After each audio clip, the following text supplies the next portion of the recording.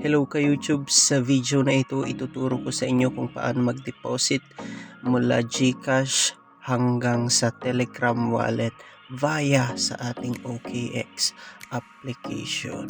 Pero bago ang lahat, kung hanap mo ay mga pagkakitaan online, baka naman pwede mong i-follow, like at subscribe ang ating YouTube channel. Okay, so bago ang lahat, kailangan natin ng account ng GCash, OKX at Telegram. Kung wala kayong OKX, ilalagay ko sa description ng video na ang aking referral link. So, exchange and then diretso sa may P2P trading. So, ayan po. Nakita nyo yung P2P sa taas. Nakapasok na po tayo dito. Set natin yung currency into peso. And at the same time, set natin yung other filters kung saan sa may recommendation dapat nakacheck po yung low to high. Next po, yung ating payment method. So definitely, madami tayong different method, pero for the sake of this video, sa GCash po tayo. Okay, so apply po natin yung GCash and then so tingnan na po natin kung saan tayo pwedeng bumili. May range po dyan. Syempre ang fund natin is 417, so dito tayo sa 59.29. So iset natin yung available na balance natin sa GCash, which is sa akin 17 po, and then check. So buy USD with zero fee. So safeguard your P2P trades. Definitely okay po natin ito. And then after which, punta tayo sa details ng ating seller. I-copy natin yung account number, yung GCash number niya po ito, since GCash po yung mode of payment natin. So copy lamang po. Pagkatapos, punta na tayo sa GCash account. Login natin yung ating GCash account.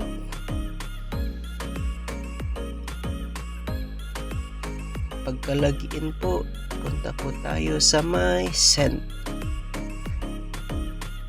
So, express send po tayo. Click lang natin yan.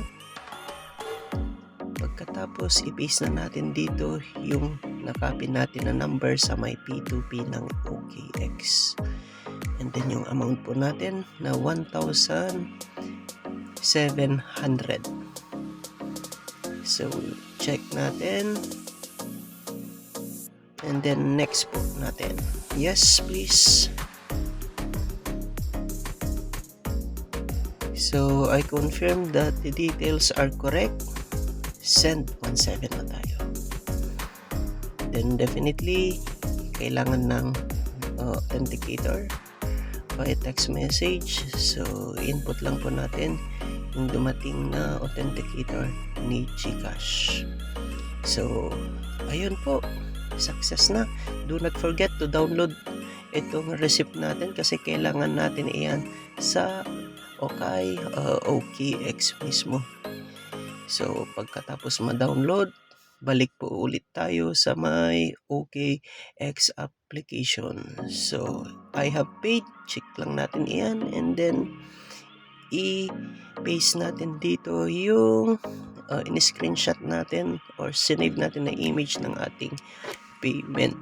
So wag kalimutan po, pagkatapos magbayad sa GCash, dapat lagi nating isi-save yung ating proof of payment.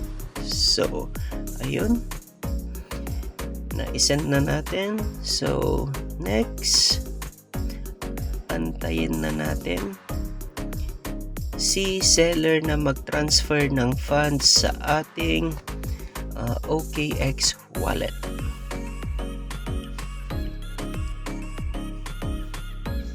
So antayin lang po natin ng ilang minutes. So pwede po tayong makipag-chat kay seller while waiting.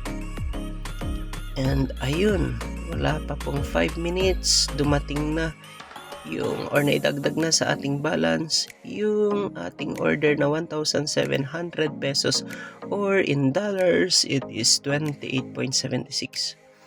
So ganun po. Next, punta na po tayo sa ating Telegram wallet. Punta tayo sa my wallet. So click wallet and then punta tayo sa my add crypto. I-click lamang po natin ito. And then external wallet po ang i-click natin. Tapos dollars. So USDT or dollars. Make sure na TRC20 po yung na-click natin and then continue. So ito po yung network natin na gagamitin, TRC20 or Tron. So i-copy po natin yung ating address. So again, TRC20 po yung network na ginamit natin. Make it sure po na pag isi-send na natin yung account natin sa OKX. So punta tayo sa OKX application. Click OKX, exchange. And then click asset dito sa upper or lower right corner, assets. Ayan po. And then withdraw. So OKX wallet and then click withdraw po. So withdraw crypto, hindi po siya P2P. Withdraw crypto and then of course USDT. Next po, on-chain po ang ating pipiliin. So, click natin tong right arrow, next. Pwede nyo pong basahin yan pag may time po kayo. Done. Paste na po natin yung ating wallet address. So, pagka-paste po, automatic naman siyang naglalagay ng network dyan which is TRC20. Tama po yung nakita natin kanina. So may time kasi na hindi nag-automatic yan, kaya pwede nyong piliin yung TRC20 provided po na yun yung pinili nyo sa wallet nyo sa Telegram. So ayun, maximum amount, withdraw. So I understand all the risk, continue po and then confirm po. So,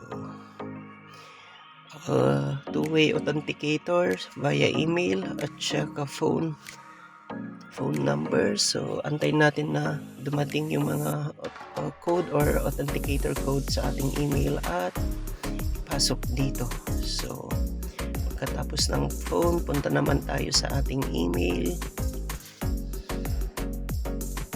Check natin yung email ni OKX. Ayun.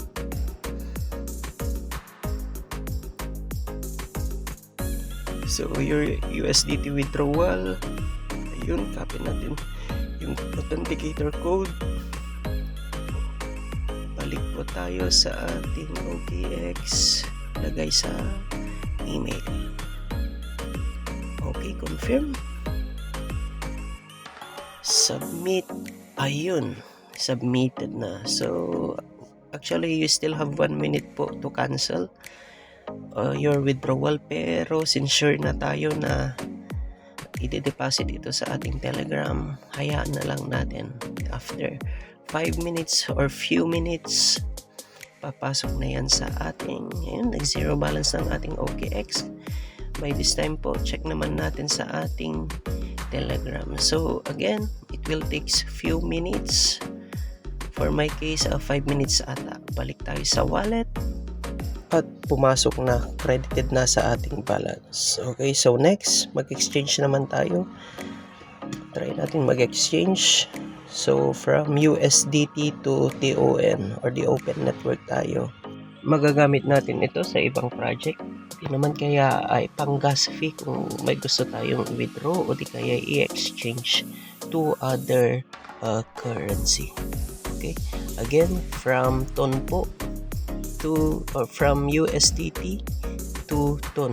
So yung 27 ko magiging 3.8 na lang siya na ton. So, confirm and exchange po. So, ganun po or ganito po yung proseso kung paano mag-exchange from other currency to or from USDT to other currency. So, done. So, ayun po. Yun po yung guide natin kung paano deposit from your GCash account to your OKX and lastly sa ating Telegram wallet. So kung nagustuhan mo tong video, again, just click subscribe and thank you for watching. God bless.